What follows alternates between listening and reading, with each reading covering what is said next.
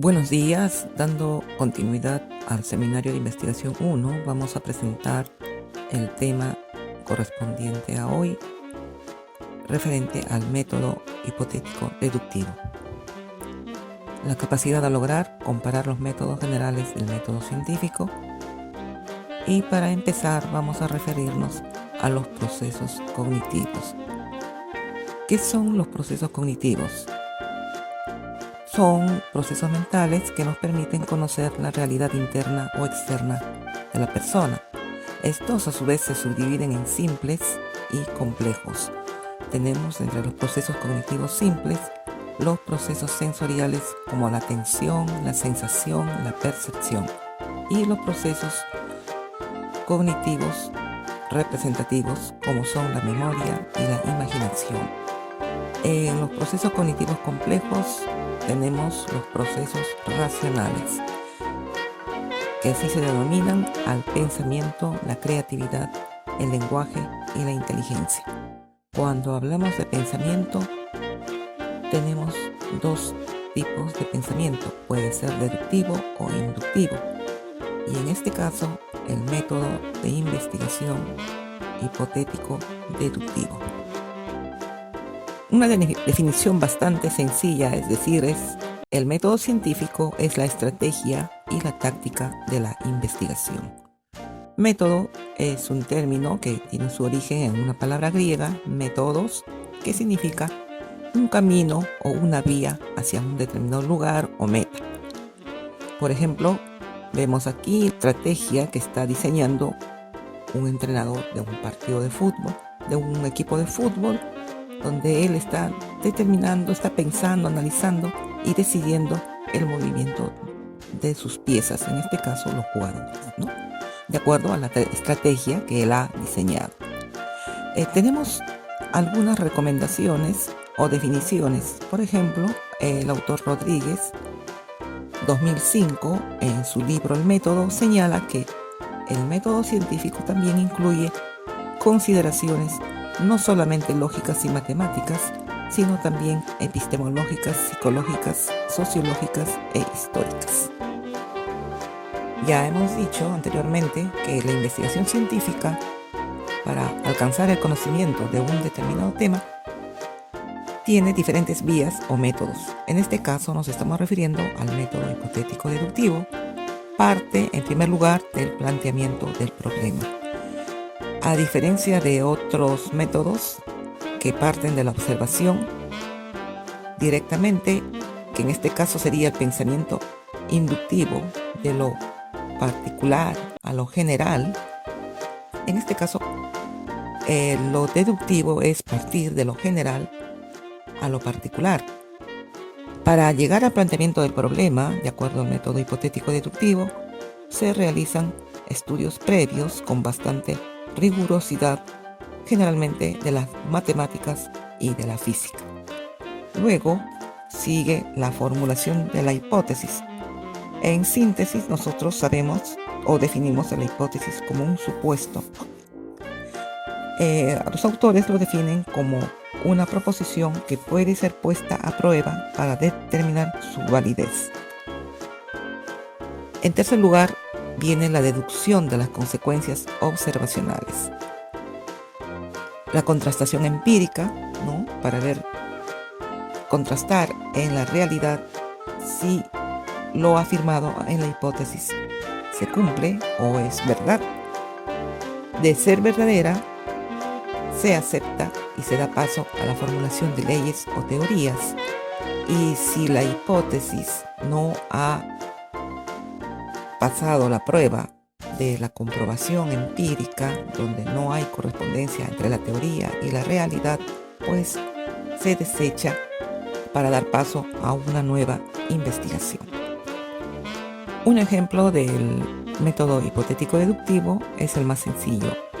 Un paciente va al médico, lo ausculta, escucha lo que le manifiesta, los síntomas, y elabora unos supuestos para comprobar la supuesta enfermedad que tendría el paciente. El médico ordena exámenes complementarios. Puede ser una ecografía, rayos X, etcétera, cuyos resultados permitirán contrastar con el supuesto que ha elaborado el médico. Con estos resultados, más lo manifestado por el paciente, el profesional ya toma una decisión y determina un diagnóstico. A esto se ha llegado mediante métodos de observación y también de contrastación. Uso de la tecnología para el conocimiento humano. Y ahora veremos, de acuerdo a la psicología cognitiva o cognitiva, estos procesos cognitivos tienen dos teorías principales. La primera, que habla la teoría del procesamiento de la información, donde prácticamente se compara los procesos cognitivos, la mente humana, como los procesos de una computadora. Información que ingresa, se procesa y luego sale una nueva información. Algo parecido es la teoría conexionista, pero en este caso le da más importancia al estudio de la neurona. Por eso se habla de neurocomputación o metáfora del cerebro. Hemos elaborado una línea de tiempo para ver cómo las investigaciones sobre los procesos cognitivos, sobre la forma como el ser humano a través de su pensamiento y sus procesos cognitivos ha ido avanzando para alcanzar mayor conocimiento siempre en aras de la verdad. Partamos del año 1879, cuando Wilhelm Wundt funda el primer laboratorio científico, causando bastante revuelo en la comunidad científica porque fue el primero en afirmar que la psicología era una ciencia. Vamos avanzando y llegamos al año 1904, donde aparece la figura del científico ruso Iván Pavlov, muy conocido por nosotros por su teoría de estímulo-respuesta.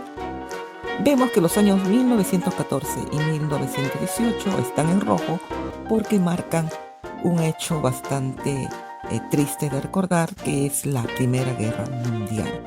Sin embargo, en estos años, también en la ciudad de Viena, comenzaban a reunirse matemáticos, físicos y estudiosos de otras ciencias, también las ciencias humanas, y en el año 1920 se forma el denominado Círculo de Viena, con su visión científica del mundo.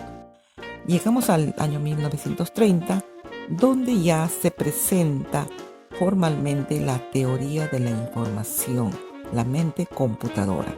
También por los años 1930 comienza la fama, comienza a ser muy conocida en la comunidad científica la teoría del psicoanálisis, donde Sigmund Freud es galardonado en varios eventos internacionales.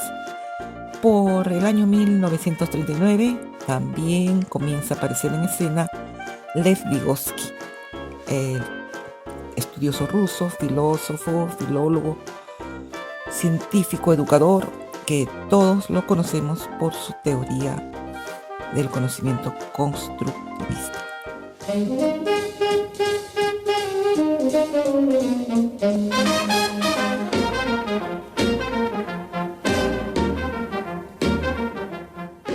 Llegan los años 1939 a 1945 y la humanidad se embarca en otro hecho bastante lamentable, que es la Segunda Guerra Mundial. Sin embargo, unos años antes ya el científico alemán Karl Popper había dado a conocer su teoría de la lógica de la investigación científica a través de un libro que lleva el mismo nombre. En esos años, 1948, Skinner también presenta su teoría sobre el conductismo. En 1949, Donald Holding aporta conocimientos sobre el estudio del cerebro y la psicología. Así, la década de los años 1950-1960 podríamos denominarla la década del lenguaje de la programación. Para esto ya se tenía el uso que se dio en la Segunda Guerra Mundial a la máquina universal de Alan Turing. Sabemos que las investigaciones de Alan Turing y sus descubrimientos permitieron a los aliados decidir a su favor el resultado de la Segunda Guerra Mundial. Entonces, esto causó bastante interés en la comunidad científica y digamos que la década de los 50 y los 60 es la década del lenguaje de la programación.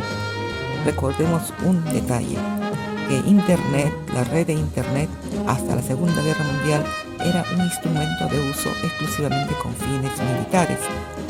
Dado el éxito de la programación, el uso de las computadoras para obtener resultados favorables, permitió que los países aliados, en especial Estados Unidos, comenzara a difundir el uso de las redes informáticas, Internet, en forma comercial, aplicándose su uso a las grandes empresas, entre ellas la General Motors. El año 1956 aparece en escena el matemático húngaro Imre Lakatos con su teoría de las pruebas y refutaciones.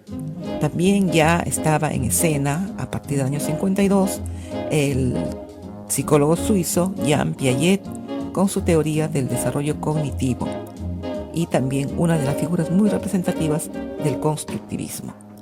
Por los años 1970 causa revuelo en la comunidad científica los estudios, las opiniones de Paul Feyerabend. Paul Feyerabend afirma sencillamente que no existe método científico, que todo vale y que la ciencia en algunos momentos tenía un papel tan dogmático como lo tuvo la religión en la Edad Media. Sus opiniones fueron bastante controvertidas, bastante discutidas, básicamente por los matemáticos y los físicos, pero el aporte de Feyerabend es que dio base a las investigaciones que hoy se conocen como estudios cualitativos. A partir del año 2000, el escenario de investigación, de estudio científico, digamos que está enfocado al procesamiento de la información, y las tecnologías que vemos tienen un avance vertiginoso y su expresión reciente es a través del uso del 5G. En este cuadro apreciamos de modo bastante didáctico lo que viene a ser la contrastación de una hipótesis. Esto según la teoría de Karl Popper. Partimos con una hipótesis 1, las deducciones, hipótesis 2, 3 y 4, que vienen a ser hipótesis derivadas. No olvidemos que todo esto aplicando un lenguaje proposicional.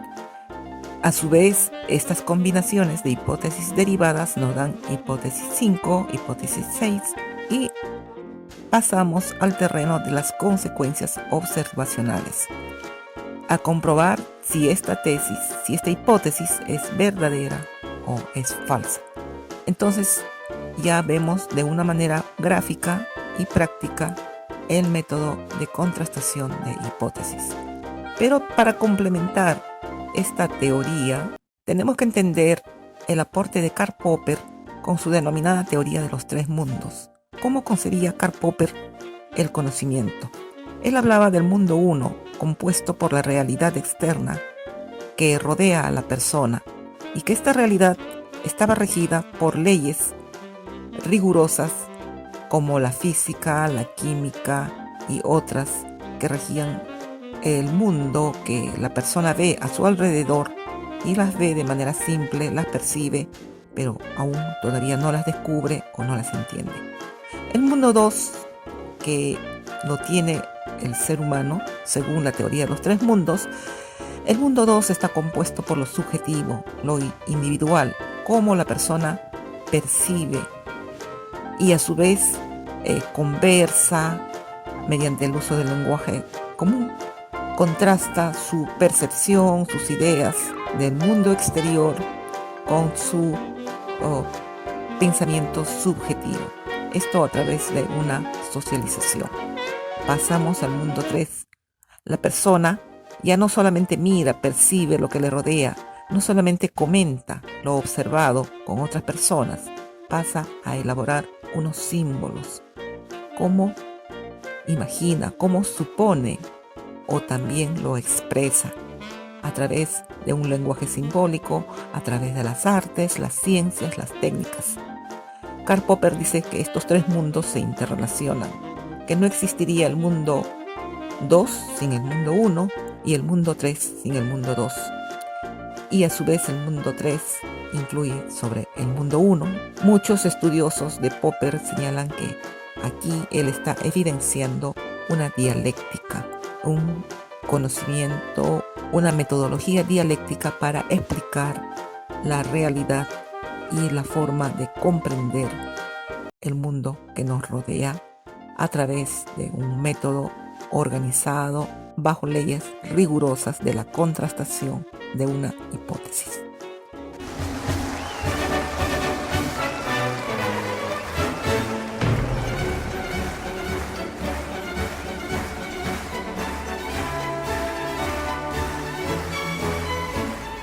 Para entender mejor los alcances del denominado método hipotético-deductivo y su aporte al conocimiento científico en aras de la verdad, tenemos que hacer un repaso al Círculo de Viena y su concepción científica del mundo. También se los considera como promotores del neopositivismo lógico. Este fue un movimiento creado por Johann Kreidhoff y Maurice Schlick en el año 1922 en Viena. Para ellos, la filosofía era una disciplina ligada a la lógica y abogaban por una concepción científica del mundo. Autores del positivismo lógico, llamado también neopositivismo o empirismo lógico.